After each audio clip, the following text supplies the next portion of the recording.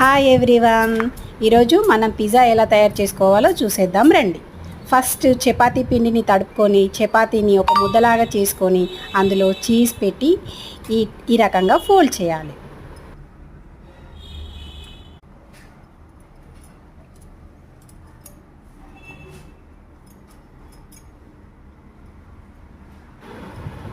ఇప్పుడు మళ్ళీ మనం దాన్ని రౌండ్గా చపాతీలాగా చేయాలి.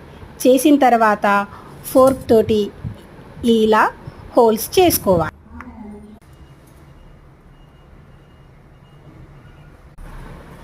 తర్వాత పెనం వేడి చేసుకొని దాన్ని చపాతీలాగా కాల్చుకోవాలి.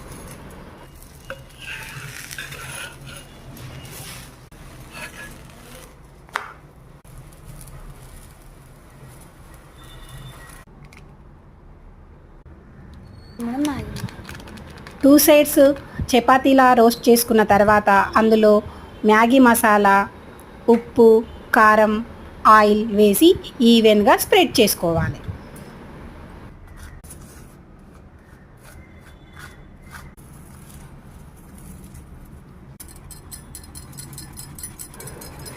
ఈవెన్గా స్ప్రెడ్ చేసుకున్న తర్వాత దానికి చీజ్ అప్లై చేసుకోవాలి.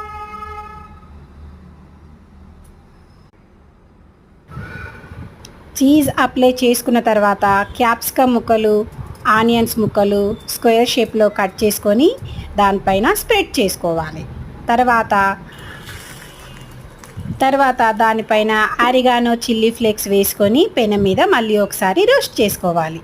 Tasty pizza ready.